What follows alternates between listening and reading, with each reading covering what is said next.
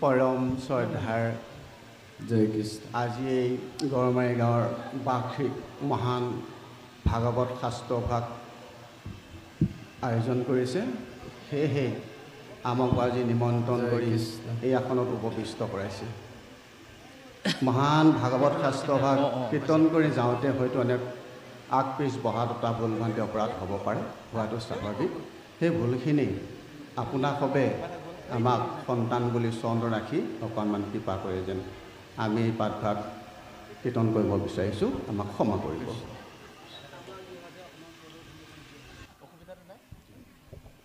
জয় কৃষ্ণ।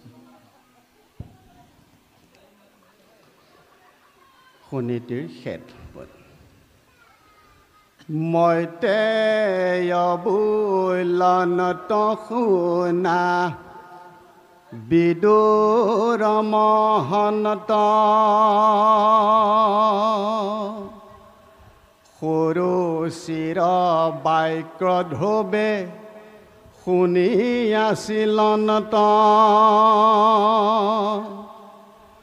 বাক্য বৰ জাঘাতে ৱাতি ভেদিল হৃদয় সুকে দুখে কুমাৰ দে সনত তমুময় উঠ কণ্ঠ শুকাইলা মুখত নাখে মাত আকাশী স্বৰ্গৰ যেন পৰিল মাথাত অনতগতে দহে দেহা বাক্য নাখে মুখে তেজিলা নিশ্বাসয়াতি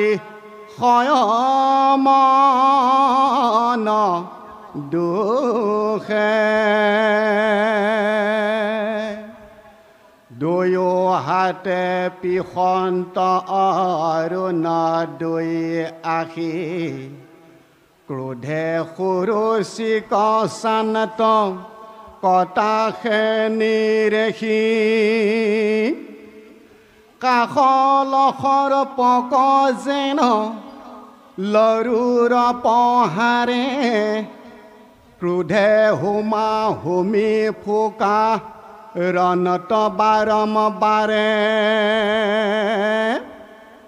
নপান তয়ো পায়য়াতি শোকে দহে মন পিতৃৰ মুখ কয়াতি চানত ঘন ঘন দেশনত নিপতি তাইক একো নবলিলা অধিকে ধৰ বৰয় আৰু কুঢ় জলি গয়লা। জয় কৃষ্ণ। জয় জগতগুৰু শ্ৰীমন্ত শংকৰ মাধৱ শ্ৰী চৈতন্য দামোদৰ ওম তৎসৎ। পৰম শ্ৰদ্ধা আজিৰ এই মহান পবিত্ৰ স্থান ভেদাৱাৰী গড়মাৰী এই মঞ্চত যি মহাভাগৱতৰ আয়োজন কৰিছে, এই মহাভাগৱতৰ স্থলীত উপবিষ্ট হোৱা প্ৰতিজন ভকত সাধুগুৰু বৈষ্ণৱ গংগা সদৃশ আই মাতৃ যুৱক যুৱতী কিশোৰ কিশোৰী বালক বালিকা সমন্বিতে এই শব্দযন্ত্ৰৰ জৰিয়তে মহাভাগৱত শ্ৰৱণ কৰা সবাৰে শ্ৰীচৰণত আমাৰ কৌটি কৌটি প্ৰণাম। যিসকল ব্যক্তিয়ে মহাভাগৱত শুনিবৰ বাবে আগ্ৰহী হয়, যিসকল ব্যক্তিয়ে ভাগৱত আয়োজন কৰি নিজেও শুনে, আনকো কোৱা আৰু শুনাৰ সুযোগ দিয়ে, সেইসকল ভকতক প্ৰভু ভগৱন্তই তেওঁ অতি প্ৰিয় বুলি কোৱা হৈছে। তেওঁ কৈছে যে তাৰা সবে পূজ্য, তাৰা সবে ধন্য, তাৰাসে সুহৃদ জন। কৈছে যিজন ব্যক্তিয়ে এই মহাভাগৱত শুনিবৰ বাবে শ্ৰৱণ কীৰ্তন কৰিবৰ বাবে আগ্ৰহী হৈছে সুহৃদয় এব জন তেওপি পূজ্যাস্তে তেওপি ধন্যাস্তে সুহৃদয় এব জন স্মৰন্তে স্মৰন্ত কলৌ হৰি কীৰ্তনম। এই দুৰ্ঘোৰ কলিযুগটোত মানুহৰ এটা বস্তুৱে কম থাকে, সেইটো হৈছে সময় নাথাকে। এজন ব্যক্তিক আপুনি কৰবালৈ লগ ধৰক, প্ৰথমে তেওঁ ক'ব মোৰ সময় নাই। কিন্তু কলিযুগত মানুহৰ কামো নাই। আগতে আমি খেতি পথাৰ কৰিবলৈ গৰুৱে হাল মাৰি মানুহে ৰোৱালৈকে যিমানবোৰ সমস্যা আছিল সকলোবোৰ আঁতৰি গ'ল, তথাপিও কিন্তু মানুহৰ কি নাই, সময় নাই। এনেহেন যুগতো যিসকল ব্যক্তিয়ে মহাভাগৱত আয়োজন কৰিব প্ৰভু ভগৱন্তৰ তেওঁলোক অতি প্ৰিয় পাত্ৰ। সেই অনুসাৰে আজিৰ এই স্থানৰ প্ৰতিজন ব্যক্তি প্ৰভু ভগৱন্ত অতি প্ৰিয়। আমিও তেৰাসৱৰ শ্ৰীচৰণত প্ৰণতি জনাই চতুৰ্থ স্কন্ধৰ যি ধ্ৰুৱৰ চৰিত্ৰ ওলাই আছে তাৰ মাজলৈ সোমাইছোঁ। চতুৰ্থ স্কন্ধটোত বিশেষ কি কথা আছে অকণমান আঁত ধৰি দিছোঁ। প্ৰভু ভগৱন্তই অকলে থাকি ভাল লগা নাছিল। প্ৰকৃতিৰ সৃষ্টি কৰিলে, ব্ৰহ্মাক সৃষ্টি কৰিলে। তজু নাবি কমলত ব্ৰহ্মা ভৈলা জাত যুগে যুগে অৱতাৰ ধৰা অসংখ্যাত। ব্ৰহ্মাক সৃষ্টি কৰিবলৈ দিলে, ব্ৰহ্মাই সৃষ্টিৰ আৰম্ভণিতে বিভিন্ন কৰিলে। পিছত আমাৰ নিচিনা মানুহৰ যেতিয়া সৃষ্টি কৰে, আমাৰ সকলোৰে পিতাজন হৈছে স্বয়ম্ভু মনু। মনত ৰাখিব, আপোনাৰ মোৰ নাথ প্ৰভুকে আদি কৰি সকলোৰে পিতা হৈছে স্বয়ম্ভু মনু। তেওঁৰ পৰিবাৰগৰাকীৰ নাম আছিল শতৰূপা। স্বয়ম্ভু মনু আৰু শতৰূপা মানৱ জাতিৰ প্ৰথম পিতা মাতা। সেই স্বয়ম্ভু মনুৰ দুজন পুত্ৰ আছিল। ডাঙৰজনৰ নাম প্ৰিয়ৱত, সৰুজনৰ নাম আছিল উত্তানপাদ। প্ৰিয়ৱতক নাৰদে লগ পাই যেতিয়া সংসাৰ আৰু ভগৱানৰ বিষয়ে ক'লে, তেওঁ অৰণ্যলৈ গুচি গ'ল ভগৱানক ধ্যান কৰিবলৈ। তেতিয়া উত্তানপাদ ৰাজপাটত বহিল। তেওঁ দুগৰাকী পত্নী, সুনীতি আৰু সুৰুচি। দুয়োগৰাকী পাটৰাণীৰে দুজন পুত্ৰ, সুনীতিৰ ধ্ৰুৱ, সুৰুচিৰ উত্তম। সাধাৰণতে সৰু পত্নীৰ প্ৰতি স্বামীৰ অকণমান দুৰ্বলতা আছে বুলি শাস্ত্ৰই কৈ আছে। এতিয়া মই নিজে ডাবল হোৱা নাই যেতিয়া মই গম নাপাম, কাৰোবাৰ যদি হৈছে একো নাই, এইটো স্বাভাৱিক। এইটো পৃথিৱীৰ এটা ধৰ্ম যে আগতে ৰজাবিলাকে তেওঁৰ ৰাজ্যৰ ৰাজভাৰ দিবলৈ একাধিক স্ত্ৰী বিবাহ কৰিছিল। এইটো সৰু কথা, এইটো ভাবিব লগা কথা নহয়। তথাপি উত্তানপাদৰ সুৰুচিৰ প্ৰতি অকণমান দুৰ্বলতা বেছি আছিল। এদিনাখনৰ ঘটনা, ৰাজপ্ৰসাদত ৰাজসিংহাসনত বহি আছে উত্তানপাদ, ওচৰতে সৰু পত্নী সুৰুচি, পুত্ৰ উত্তম কোলাত বহি আছে। ডাঙৰজনীৰ পুত্ৰ ধ্ৰুৱয়ো ভাবিলে ময়ো অকণমান কোলাত উঠো। তেতিয়া সৰুজনীয়ে কৈছে, হেৰ' যদি এই ৰাজসিংহাসনত বহি থকা দেউতাৰ কোলাত উঠিবলৈ ইচ্ছা আছে, এইটো জন্মত নহ'ব। সতিনীবিলাকৰ বোলে অকণমান মনটো অমিল থাকে, শুনা যায় আৰু। কিন্তু যিবিলাক সতিনী দেখা পাইছোঁ, ভিতৰি ভিতৰি যিয়ে নাথাকক, আজিকালি দেখা চাই কিন্তু একো নালাগে, যা নহওক। তেতিয়া ধ্ৰুৱক সুৰুচিয়ে গালি দিলে, কৈছে যদি তোমাৰ ইচ্ছা আছে তুমি এই জন্মত নোৱাৰিবা, তোমাৰ মৃত্যু হ'ব লাগিব। ভগৱানক তুমি লগ কৰিব লাগিব, মোৰ গৰ্ভত জন্ম হ'ব লাগিব, তেতিয়াহে বহিব পাৰিব। একদম সৰু ল'ৰা ধ্ৰুৱৰ মূৰত লাগি গ'ল। তো সি এটাই গম পাইছে যে মই যদি দেউতাৰ কোলাত বহিব লগা হয়, তেতিয়াহ'লে মই ভগৱান বিষ্ণুক লগ পাব লাগিব। প্ৰথম গুৰ মাৰি গংগাতে পেলাই দিলে। জয় কৃষ্ণ। সেই ল'ৰাটোৱে গম পাই গ'ল যে মই ভগৱান বিষ্ণুক লগ কৰি তাৰ পিছত হ'লেও মই দেউতাৰ কোলাত বহিম। সেইকাৰণে প্ৰভু ভগৱন্তক জীৱন্ততে লগ পাবলৈ সক্ষম হৈছিল 5 বছৰীয়া ধ্ৰুৱ। ইয়াত লিখিছে, মৈত্ৰেয় বুলন্ত শুনা বিদুৰ মহন্ত, সুৰুচিৰ বাক্য ধুৱে শুনি আছিল অন্ত।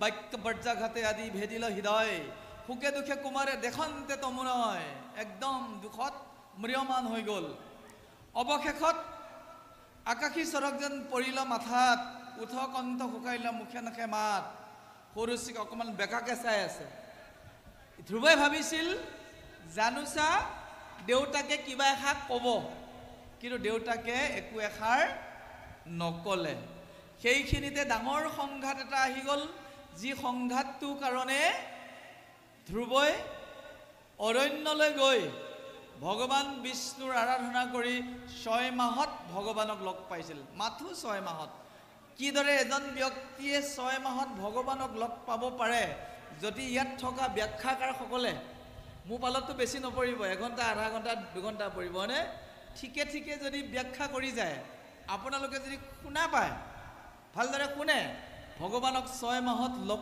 পোৱাৰ পদ্ধতিটো ইয়াত দিয়া আছে আৰু জান হওক এই মহাভাগৱত প্ৰভু ভগৱন্তৰ মুখৰ বচন ই বৈকুণ্ঠত আছিল ভগৱন্তই ব্ৰহ্মাক দিছিলে পদ্মকল্পত ব্ৰহ্মাই ভগাই দিলে ব্ৰহ্মা দিলা নাৰদক ইটো ফল ৰহস্যক নাৰদে ব্যাসক আনি দিল নগৈল তিলকে ভাগি ইডালে সিডালে লাগি শুকমুখে ভূমিত পৰিল আজি পাঠাচাৰ্যসকলৰ মুখেৰে ইয়াত প্ৰকাশ হৈছে এই যে মহাভাগৱত প্ৰকাশ হৈছে ইয়াক কি কৰিব লাগিব কৃষ্ণৰে চৰিত্ৰ অমৃত বুলি ভাবি পান কৰিব লাগিব পানী পিয়াহ লাগিলে আমি মুখেৰে খাম কিন্তু যদি আত্মাৰ তৃষ্ণাতুৰ হৈ যায় তেতিয়া কাণখনে ইয়াক পান কৰা বুলি কোৱা হৈছে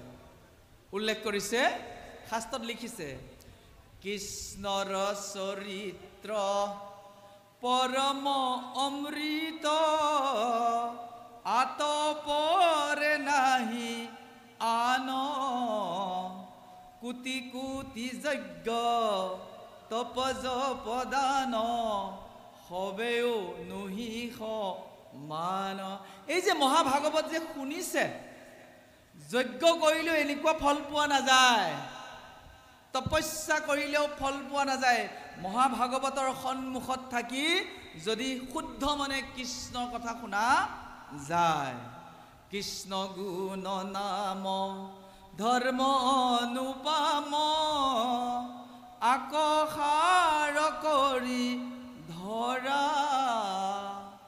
যত দেৱ ধৰ্ম দূৰতে তেজিয়া কৃষ্ণতে ভকতি কৰা এটোৱে মূল তত্ত্ব ভগৱান কৃষ্ণ নামৰ নৌকাত উঠি আমি ভগৱানৰ ওচৰলৈ যাম সেই নাওৰ পৰা নামিব দিয়া নাই এইটো মূল তত্ত্ব এই তত্ত্ব জানি চিন্তি চক্ৰপাণী অনাদৰিয়ান কাম কৃষ্ণৰ কিংকৰে ৰচিলা শংকৰে ডাকি বোলা ৰাম ৰাম ভগৱানৰ নাম উচ্চাৰণ কৰি তেওঁক হৃদয়ত স্থাপনা কৰি যদি ভাগৱত শ্ৰৱণ কৰে এই শ্ৰৱণৰ ফলেৰে আপুনি আপোনাৰ ভিতৰত থকা বেয়া চিন্তাবোৰ অতৰাই ভগৱানক দৰ্শন কৰিব পাৰিব আহক ইয়াৰ পিছত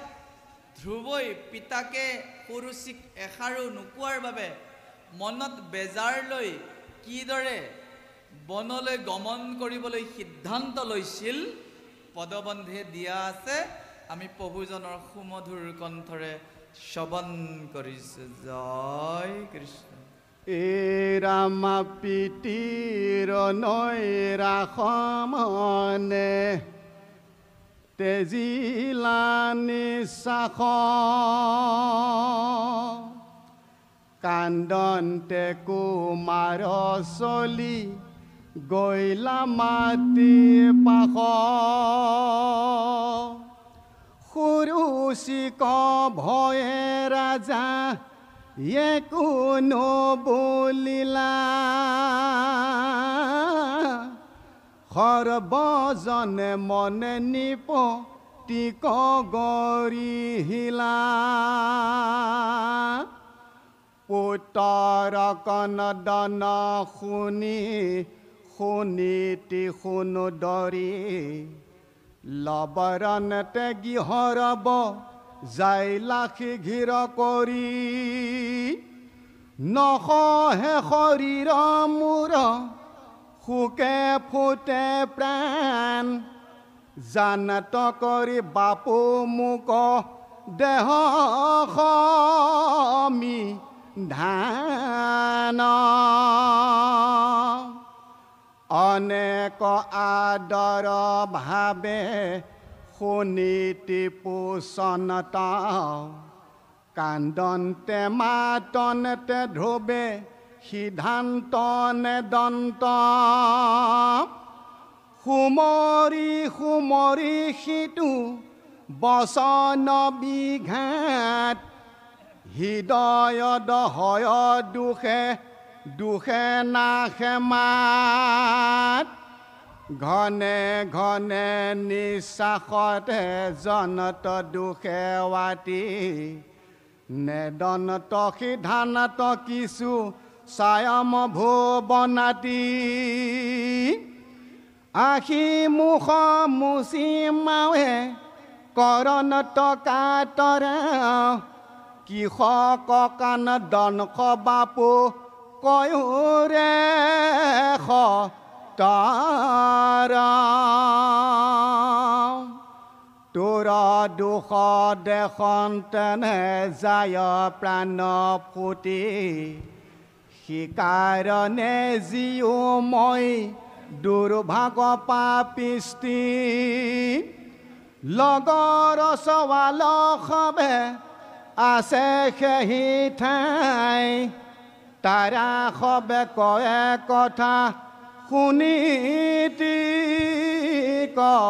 চাই আচলতে মহাভাগৱতখনৰ পদবোৰ ইমান সহজ প্ৰভুজনে পঢ়ি যাওঁতে যদি ভালদৰে শ্ৰৱণ কৰে তাতে অৰ্থটো বুজি পোৱা যায় পদবন্ধে লিখিছে যেতিয়া মাহীমাক আৰু দেউতাকে একো সঁহাৰি নজনালে সৰু ল'ৰা কিন্তু বুজি পাইছে যে দেউতাকক কোলাত তাক উঠিব দিয়া হোৱা নাই তেতিয়া দুখে বেজাৰে কান্দি কুটি কি কৰিছে নিজৰ মাকৰ ওচৰলৈ গৈছে সুনীতিৰ ওচৰলৈ গৈছে ৰজাৰ পুত্ৰৰ চকুত চকুলো মনত দুখ ইয়াকে দেখা পাই সুনীতিৰ বুকু কপি গৈছে যে ল'ৰাটোৰ কি হ'ল এনেও চাবচোন নিজৰ ল'ৰা ছোৱালী যিমান বদমাছ নহওক কোনোবাই যদি এচাত দুচাত লগাই কন্দুৱাই দিয়ে মাকে কেনেকৈ খেদি যায় চাবচোন বাৰু আছে চাগে আমাৰ মাজতো তেনেকুৱা জয় কৃষ্ণ নিজৰ ল'ৰা ছোৱালীৰ দুখ কোনেও দেখা নাপায় গম পাইছে মই প্ৰায় মানুহকে দেখিছোঁ কলিযুগত ল'ৰা ছোৱালীৰ প্ৰতি ইমান স্নেহ থাকিব মাক দেউতাকে বিশেষকৈ মাকসকলে ল'ৰাৰ দুখ দেখা নাপাব বাৰু যা নহওক ইয়াতে লিখিছে পুত্ৰৰ কন্দন শুনি সুনীতি সুন্দৰী লৱৰণতে গৃহৰ বজাইলা শীঘ্ৰ কৰি নসহে শৰীৰ মূৰ শোকে ফুটে পাণ জান্ত কৰি বাপু মুখ দেহ সমিধান যেতিয়া ধ্ৰুৱই কান্দি কান্দি ৰাজভৱনৰ পৰা ওলাই গৈছে ধ্ৰুৱই কান্দাৰ কথাটো মাকৰ কাণত পৰিছে সাধাৰণতে নিজৰ ল'ৰা ছোৱালীয়ে কান্দোন আৰম্ভ কৰিলে কোনেও সহ্য কৰিব নোৱাৰে সুনীতিয়ে আহি সুধিছে যে বোপাই তোমাৰ মনৰ দুখৰ কাৰণ কি তুমি কিয় কান্দিছা তোমাক কান্দা দেখিলে মোৰ অন্তৰ দহি যায় বুলি কৈছে লগতে কৈছে মোৰ শৰীৰটোৱে সহ্য কৰা নাই তোমাৰ কান্দাৰ কাৰণটো মোক উত্তৰ দিয়া বহুতবাৰ সুধিছে কিন্তু ধ্ৰুৱই মুখেৰে মাত দিয়া নাই দেউতাকে যে কোলাত বহাই নললে মাহী মাকে যে তাক ক'লে তে মৰি ভগৱানক লগ কৰি মোৰ তাত জন্ম হবে এই কথাটো কিন্তু কোৱা নাই ফেকুৰি আছে কৈছে ঘনে ঘনে নিশ্বাসত তেজন্তে দুখে আতি নেদন্ত সিদ্ধান্ত কিছু স্বয়ম্ভুৱ নাতি স্বয়ম্ভুমনুৰ পুত্ৰ উত্তানপাদৰ পুত্ৰ ধ্ৰুৱ স্বয়ম্ভুৰ নাতি ধ্ৰুৱই কিন্তু উত্তৰ দিয়া নাই, কেৱল চকুলো টুকিছে। তোৰ দুখ দেখন্তে নাযায় প্ৰাণপুতি, কি কাৰণে জীও মই দুৰ্ভাগা পাপিষ্ঠি। সুনীতিয়ে নিজকে পাপিষ্ঠিৰ লগত তুলনা কৰিছে। তাৰ কাৰণ নিজৰ স্বামীৰ পৰা মৰম স্নেহটো অলপ কম পাইছে। এগৰাকী নাৰীয়ে তেওঁৰ দেউতাকৰ বংশ কুল ছিঙি নতুন এখন ঠাইলৈ আহে। তাত যদি মানুহটোৰ পৰা মৰম আদৰ নাপায়, দুখ নালাগিবনে বাৰু অকণমান? দেহি ঐ, যাৰ যাৰ ডাবুল আছে গম পাব, ছিংগুল থাকিলে গম নাপাব। জয় কৃষ্ণ। চাওকচোন, সুনীতিয়ে উত্তান পাদলৈ আহিছে, নিজৰ বংশৰ মাক দেউতাকক এৰি কুলৰ কোষ ছিগি দিছে। অহাৰ পিছত ৰজা হিচাপে আৰু এজনী বিয়া পাতিলে। বিয়া পতাৰ দিনাখনেই মনটো দুখ লাগিছে যে মই আছোঁৱে, আকৌ এগৰাকী, তাতো দুখ পোৱা নাই। সমস্যা হৈছে মৰম স্নেহবোৰ অকণমান ভাগ বিতৰণত ভুল হৈছে। সৰুগৰাকীৰ প্ৰতি মৰম স্নেহ বেছি, ডাঙৰগৰাকীৰ প্ৰতি মৰম স্নেহ কম। সেইটো দুখে আতিছে। আৰু আজি জ্বলাজুইত ঘিউ ঢালিছে যে তেওঁৰ পুত্ৰই কান্দি কান্দি আহিছে, উত্তৰ দিয়া নাই। অৱশেষত লগৰ চৱাল হব আছে সেই ঠাই, তাৰা সবে কৱে কথা সুনীতিক চাই। লগৰ লগৰীয়াসকলেহে সুনীতিক কৈছে যে দেউতাকৰ কোলাত উঠিব যাওঁতে মাহী মাকে তেওঁক গালি পাৰিছে।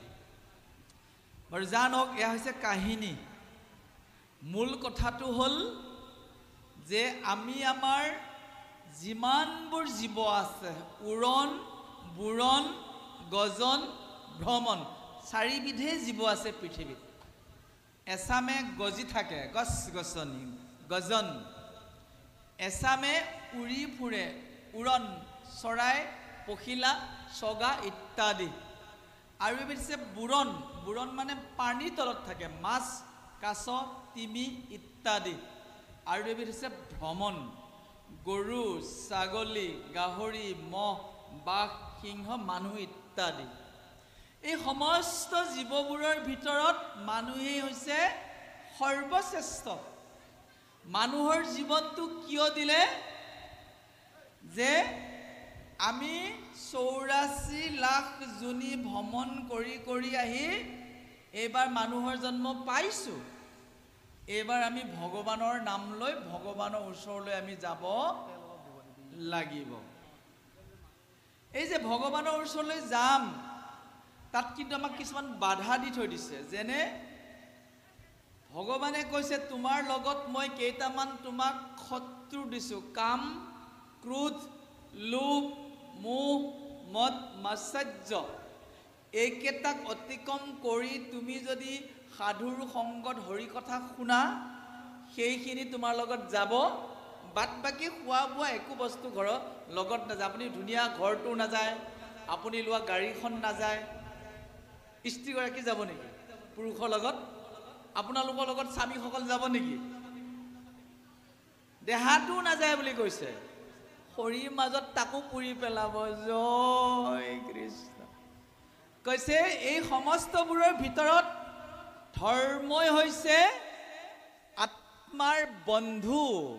আমি যে দেহটো জীয়াই আছো, ইয়াৰ ভিতৰত এটা আত্মা আছে। দুটা বস্তু আছে, আত্মা, পৰমাত্মা। পৰমাত্মাৰ এটা অংশ আছে ভিতৰত, বাহিৰত ভাগৱত ৰূপে আছে পৰমাত্মা। আৰু শব্দ ব্ৰহ্ম হিচাপে পৰমাত্মা আছে।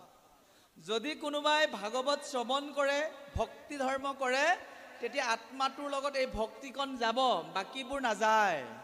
কৈছে ধৰ্ম একৈব সুহিত নিধনে অপি অনুগচ্ছতি। এজন মানুহে যিদিনা শেষ নিশ্বাস ত্যাগ কৰিব, তেওঁৰ লগত একো নাযায়, কেৱল যাব ধৰ্ম। শৰীৰেণ সময়ং সৰ্বং নাশ ভৱতি। শৰীৰটোৰ লগতে এই পৃথিৱীত আমাৰ নাম নাইকিয়া। প্ৰথমতে কি হ'ব জানে? প্ৰথম 2 বছৰমান আপোনাক একে ল'ৰা ছোৱালীয়ে ফটো এখন বনাই লৈ চাকি তাকি ধূপ দি বছৰি বছৰি মালা দিব, দি থাকিব। এদিন তেওঁ বুঢ়া হ'ব। আপোনাৰ ফটোখন লাহে লাহে লাহে লাহে নিচিনা হৈ যাবগৈ গৈ গৈ গৈ আপোনাৰ ফটোখনৰ কথা পাহৰি যাবগৈ কিন্তু আপুনি আপোনাৰ বন্ধু আপুনি আপোনাৰ শত্ৰু আমি আমাৰ নিজেই নিজৰ বন্ধু হ'ব পাৰিম নিজেই নিজৰ শত্ৰু হ'ব পাৰিম তাৰ বাবে লাগিব ভক্তি ধৰ্ম বেলেগ একো কৰিব নালাগে প্ৰত্যেক দিনাই ঈশ্বৰক সুঁৱৰিব ঈশ্বৰৰ নাম লৈ থাকিব এইকেইটা হৈছে আমাৰ মূল জীৱনৰ লক্ষ্য আৰু এই চতুৰ্থ স্কন্ধত ইমান ধুনীয়াকৈ বৰ্ণনা দিছে বহুতে কয় বহুত ব্যাখ্যাকাৰক শুনিছোঁ ভগৱানক বোলে দেখা নাপায় নিৰাকাৰ নিৰাকাৰ কয় এতিয়া এইটো স্কন্ধত আজি ওলাই যাব ভগৱানে ধ্ৰুৱ সন্মুখত চতুৰ্ভুজ ৰূপত থিয় হৈ থাকিব ভাগৱতে মিছা কথা ক'ব নেকি বাৰু আপোনালোকক মই সুধিছোঁ ভগৱান মুখৰ শ্ৰীবিৰাণী যদি হয় ভাগৱতে কেতিয়াও মিছা কথা নকয়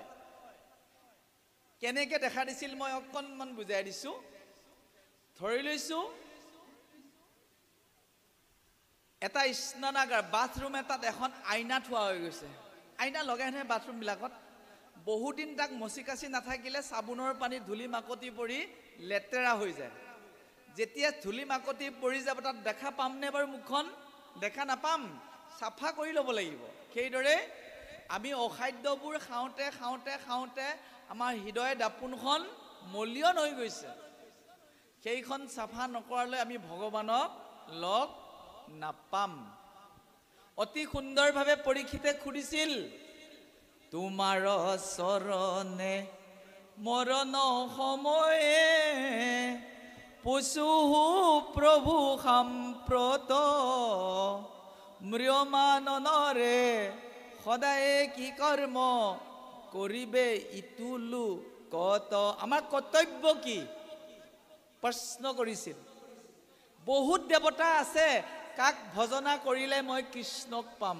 আমাৰ সমস্যা আছে কিন্তু বিশেষকৈ অসমত বহুত সমস্যা আছে ইমান সোপা ভগৱান আছে আপুনি কাক বিচাৰি ল'ব সেইকাৰণে পৰীক্ষিতে সুধিছিল কাহাক ভজিবে কাহাক যজিবে কাহাক স্মৰিবে নৰে কোননো দেৱতা ভজিবাক যোগ্য কহিও মোক সত্তৰে মোক কোৱা কাক ভজনা কৰিলে মই সোনকালে ভগৱানক লগ পাম তেতিয়াহে পৰীক্ষিতক সুখদেৱে ভাগৱত কৰিছিল শুনিবলৈ শ্ৰদ্ধা লাগিব আপোনালোকে যিমান শ্ৰদ্ধা আৰু আগ্ৰহেৰে মহাভাগৱতখন পাতিছে সঁচাকৈ আপোনালোকৰ শ্ৰৱণ কৰা কৌশল দেখা পাই মই নিজেই ভাল পাইছোঁ কাৰণ এই ভাগৱত যাৰে তাৰে আগত ক'ব নাপায় দাম্বিক সতত নকহিবা ইটো তত্ত্ব সদা উপদেশ দিবা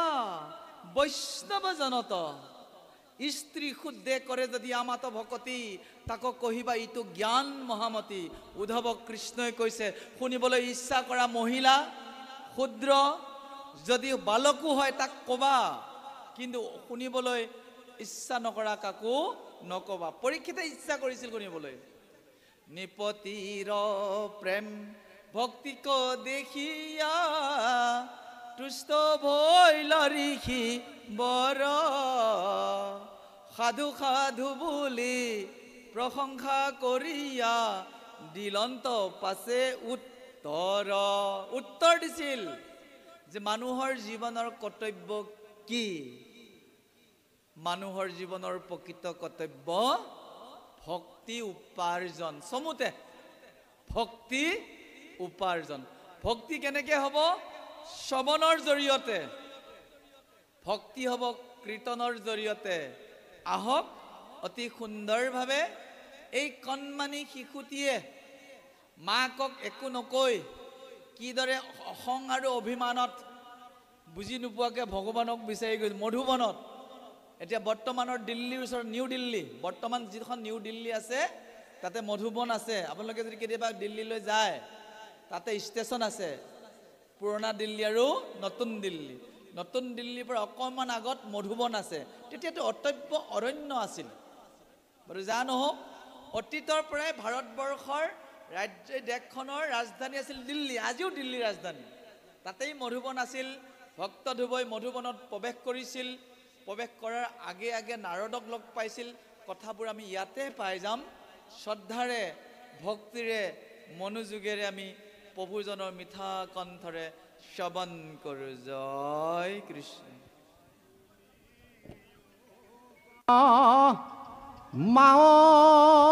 কহু শোক ৰজুগুটি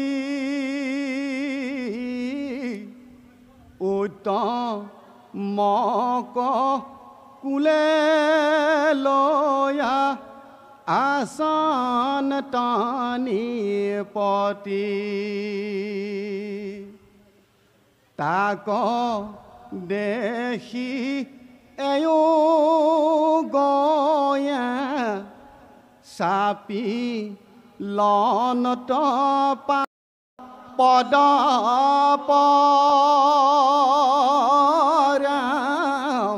মেস্তে।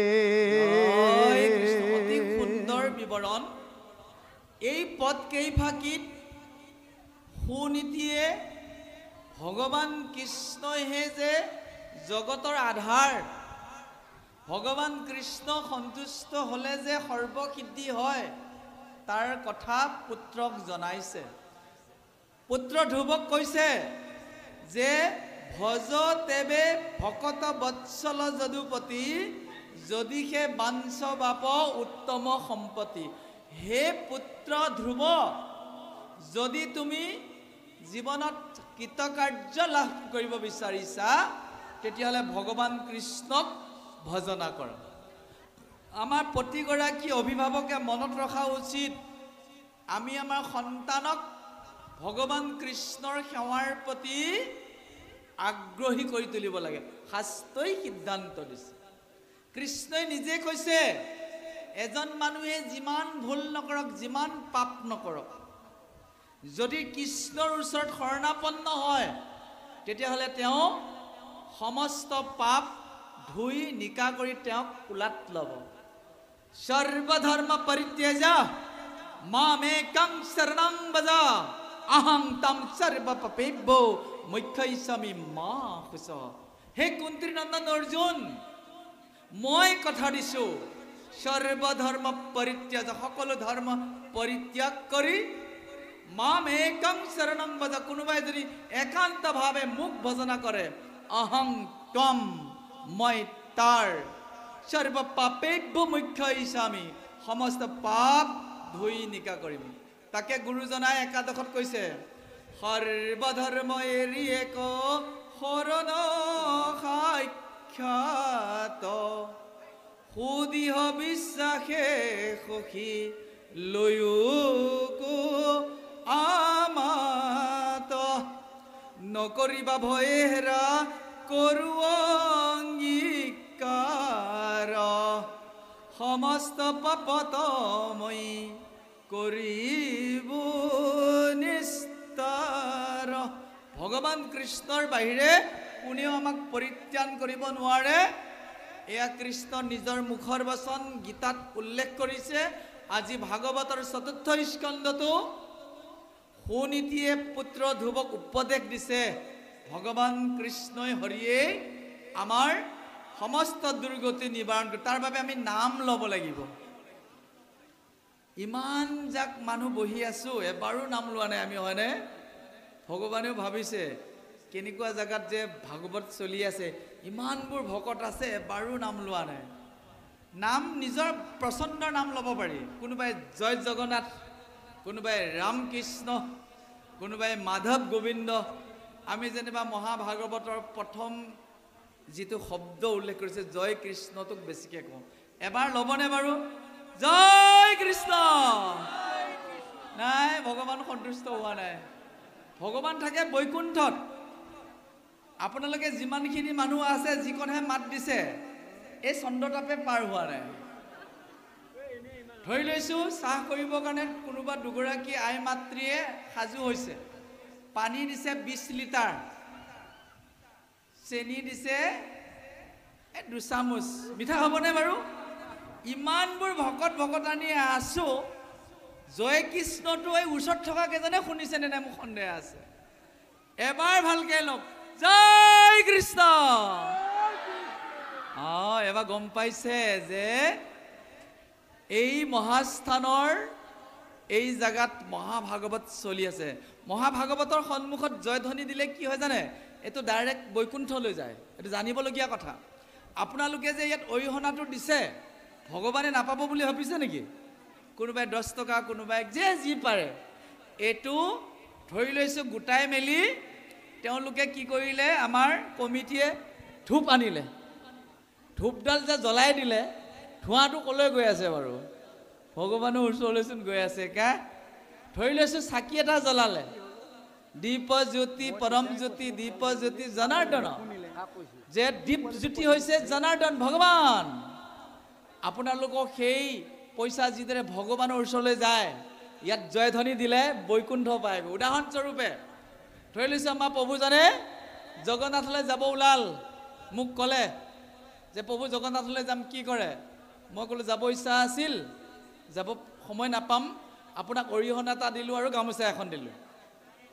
তেওঁ 2 মাহৰ পিছত ঘূৰি আহি মোক ক'লে, আপুনি দিয়া বস্তুখিনি মই জগন্নাথত দি দিলোঁ।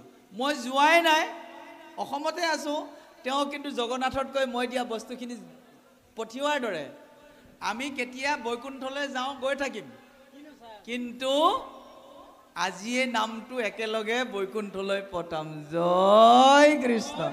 আহক আমি শ্ৰৱণ কৰিছোঁ।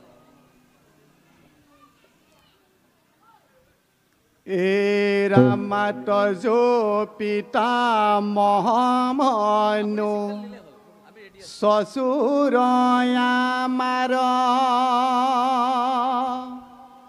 যাক সেবি ভৈলাতি ভূ বনে অধিকাৰ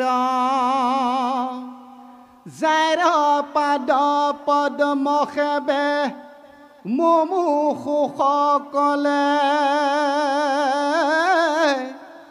লক্ষ্মীও ভজিয়াৱাছা চৰণ কমলে। প্ৰভু, অকণমান আমি এষাৰ জানিবলৈ বিচাৰিছোঁ। অলপ আগতে আমাৰ গুৰুজনে প্ৰভু যা যেনেকৈ তেনেকৈ ল'ব পাৰে বুলি কৈছে প্ৰভুৰ নাম। প্ৰভু আমি সদায় লৈ আছোঁ, সময় কিবা কথা আছে নেকি? নামৰ কিবা কথা আছে নেকি? কোন সময়ত কি নাম ল'লে কি হয় অলপ ক'ব নেকি? তেতিয়া আমি উপকৃত হ'ম বুলি ভাবিছোঁ। জয় কৃষ্ণ।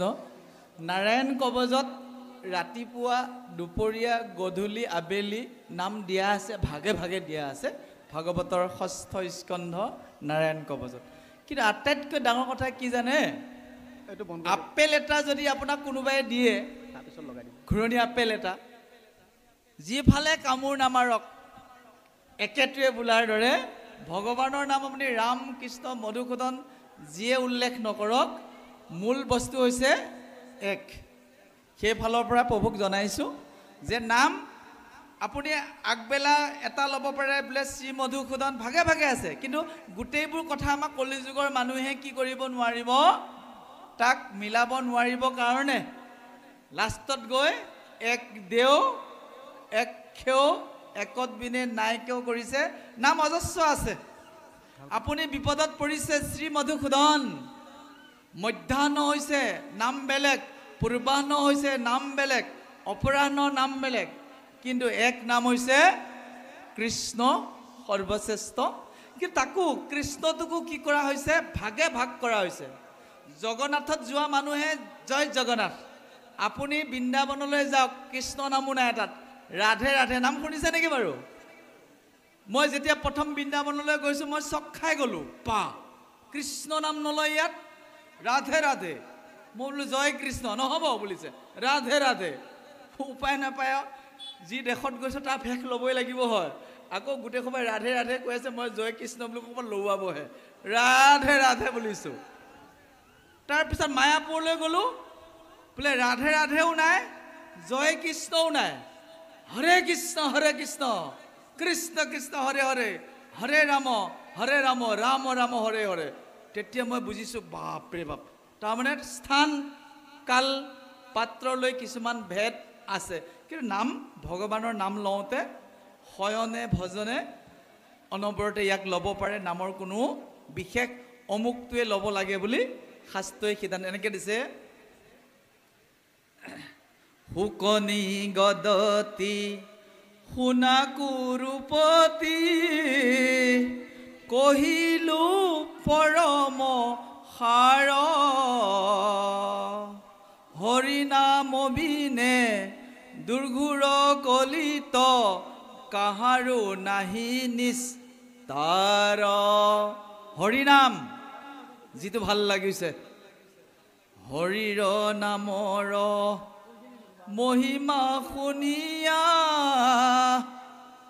যে হৰিৰ নামৰ মহিমা শুনি ডাঙৰ ডাঙৰ ভক্তসকলৰো কি হৈছে বুকু কপি গৈছে আৰু হৰি নাম লৈ থকা মানুহজন নিজে বোলে তীৰ্থ হৰিহে নৈতো দুগুটি অক্ষৰ জিভাগে থাকে যাৰ গংগা গৈ আকাশী পয়াগ সেতুক যাইবাক নালাগে তাৰ গংগা গয়া কাশী ক'তো যাব নালাগে যদি হৰিৰ নাম থাকে কাৰণে প্ৰভুজনলৈ অনুৰোধ ভগৱানৰ নাম লোৱাত কোনো নিয়ম সংযম কাল বিধি নাই প্ৰথম দ্বিতীয়তে প্ৰভু ভগৱন্তৰ নাম বিভিন্ন ক্ষণত বিভিন্ন সময়ত বিভিন্ন নামেৰে সংযোগ কৰিছে কাপোৰ পিন্ধোতে এটা নাম আছে যেতিয়া আমি গা পা ধুওঁ ভকতসকলে জানে সেইটো গোপন নাম মই দিব নোৱাৰিম কাপোৰ পিন্ধোতে এটা নাম আছে তিলক যেতিয়া আমি লওঁ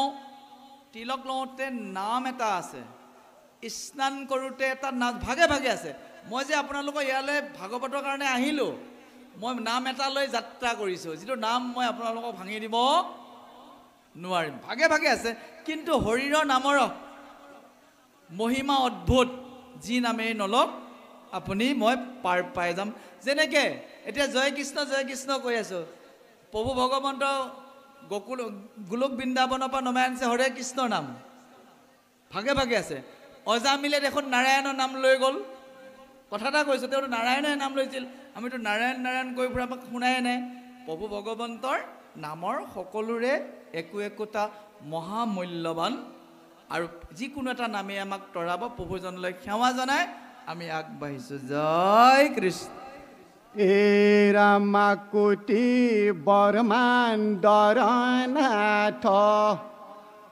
বিধাতাৰ বিধি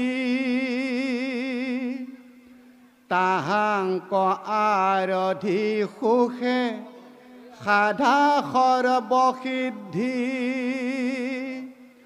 শোকাকুলে আৰ কিছু বুলিতে নাপাৰি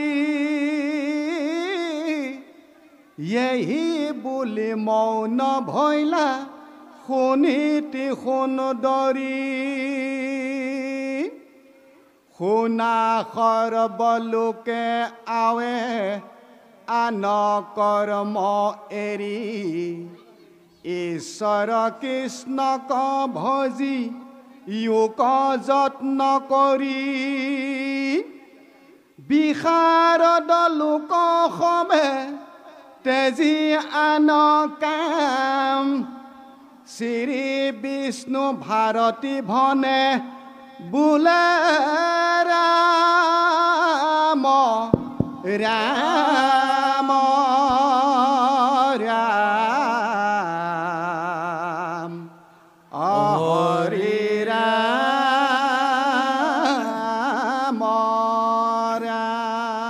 জয় কৃষ্ণ শেষত শ্ৰী বিষ্ণু ভাৰতীয়ে পদবন্ধ সামৰোতে কৈছে যে ভগৱানৰ চৰণ কমল হৃদয়ত চিন্তা কৰিবা নতুবা আমাৰ জীৱন গছ বননিৰ নিচিনা হ'ব দুৰ্লভ ভাৰতত মনুষ্য জন্ম পাইলোঁ তোমাক নেখেবি প্ৰভু বিথা জনম গোৱাইলোঁ নিচিন্তিলোঁ একবাৰ তোমাৰ চৰণ তৰু বন যিয়ে যেন আমাৰ জীৱন নামৰ ওপৰত গুৰুত্ব দিছে নাম তপস্যা নাম যজ্ঞ নাম দান নাম সমস্ত সেইকাৰণে নাম ল'ব লাগে নামে তপ নামে জপ নামে যোগ ধ্যান নামে দান নামে পুণ্য কোটি তীৰ্থস্থান নামে ধন জন বন্ধু নামে পিতা মাতা নামে নিজ সুহৃদ নাম হে গতিদাতা ইহ পৰলোকে নাম বিনে গতি নাই চাৰিও বেদৰ ইখে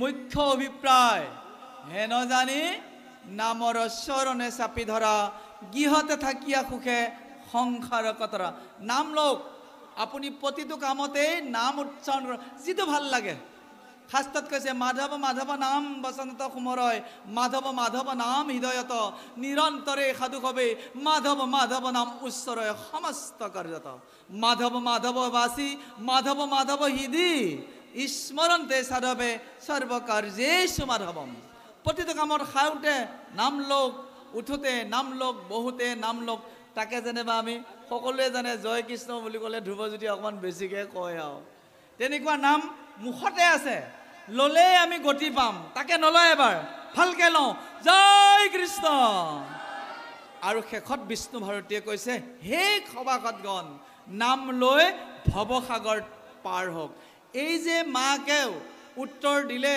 ধ্ৰুৱক যে ভগৱান ভৰিৰ বাহিৰে তোমাক কোনেও গতি দিব নোৱাৰে ধ্ৰুৱই সিদ্ধান্ত ল'লে মোৰ মাহী মায়ে গালি পাৰিলে দেউতাই একো নক'লে আৰু মোৰ নিজৰ মায়েও হৰিক আৰাধনা কৰিবই দিছে গম নোপোৱাকৈ মনে মনে ঘৰৰ পৰা ওলাই গৈ নাৰদক লগ পালেগৈ নাৰদক পঠাইছিল কৃষ্ণই নিজে আৰু এটা মন্ত্ৰ দিছিল যিটো মন্ত্ৰ উচ্চাৰণ কৰিলে ভগৱান সন্মুখত খাৰা হৈ থাকে এইখিনি কথা ইয়াত ওলাব আহকচোন আমি আগবাঢ়ি যাওঁ সেই মন্ত্ৰটোৰ পোনে পোনে কি মন্ত্ৰৰে ধ্ৰুৱই নাৰদৰ পৰা শিকিছিল আৰু হৰিক আৰাধনা কৰি তেওঁলোক কি হৈছিল সেই প্ৰভু ভগৱন্তক লগ পাবলৈ সক্ষম হৈছিল জয় কৃষ্ণ নাৰদৰ লগত ধ্ৰুৱৰ সাক্ষাৎ চলিল মাটিৰ বচন শুনি কুমাৰে মনত গুণি চিত্ত থিৰ কৰি আপোনাৰ সৰু চিৰ বাক্য মৰি মাটিৰ বচন ধৰি বজাইলা পিতিৰ নগৰৰ আগে পাছে নচাহনত একেশ্বৰে চলি জানত নকৰণত কাকো মনে ভয় ধ্ৰুৱৰ মনৰ যত বুজি শুনি অভিমত ব্যক্ত ভৈলা বৰমাৰতন পৰম শ্ৰদ্ধাৰ সভাসদগণ আমাৰ ছবিচন্দত পৰিছিল নাৰদৰ লগত ধ্ৰুৱৰ সাক্ষাৎ নাৰদৰ লগ কেনেকৈ পাইছিল মধুবনলৈ কেনেকৈ ওলাই গৈছিল ঘৰৰ পৰা মনৰ বেজাৰত আৰু নাৰদে কিদৰে তেওঁক মন্ত্ৰ প্ৰদান কৰিছিল এইখিনি আমি আমাৰ প্ৰিয় দৰ্শনৰ শ্ৰীমুখৰ পৰা শুনিব পাম আপোনালোকৰ অধীৰ আগ্ৰহেৰে বাট চাই থকা আমাৰ মৰমৰ কণমানি পাঠাচাৰ্য আৰু ব্যাখ্যাচাৰ্য ব্যাখ্যাও কৰে আজি প্ৰিয় দৰ্শন আমাৰ মাজত উপস্থিত হৈছে আমি প্ৰিয় দৰ্শনক এই আসন শুৱনি কৰিবলৈ আমন্ত্ৰণ কৰি কিছু সময় আকৌ আহিম যিহেতু সকলোৰে আকাংক্ষিত এটা আছে একো নাই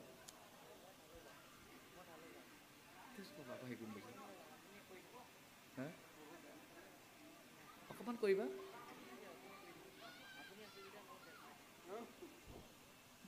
ঠিক আছে মই মাইক্ৰফোন আমাৰ প্ৰভুলৈ আহিব দিলে পৰম শ্ৰদ্ধাৰ দ্বিতীয় বৈকুণ্ঠৰাজী যি উপবিষ্ট হে সাধুগুৰু বৈষ্ণৱসকল বজাবধুৱাই মাতৃসকল ইতিমধ্যে আমাৰ বিশেষভাৱে আমন্ত্ৰিত মাননীয় প্ৰিয় দৰ্শন ডেকা বাপজনাৰ আমাৰ মাজত উপস্থিত হৈছেহি তেখেতক আমি পাঠৰ আসন গ্ৰহণ কৰিবৰ বাবে আমাৰ সেৱকী তৰফৰ পৰা বিনম্ৰভাৱে প্ৰণাম জনাইছোঁ পৰম শ্ৰদ্ধাৰ আজি মহান ভাগৱত শাস্ত্ৰভাগ কীৰ্তন কৰি যাওঁতে হয়তো অনেক আগ পিছ বহাত এটা ভুল বান্ধি হৈছে অপৰাধখিনি আপোনাৰ খবৰ সন্তান বুলি আমাক যাতে ক্ষমা কৰি দিয়ে আৰু প্ৰিয় দৰ্শন মোৰ ভাইটি তেখেতক এই আসনত উপবিষ্ট হ'বৰ কাৰণে অনুৰোধ কৰা হ'ল কৃষ্ণ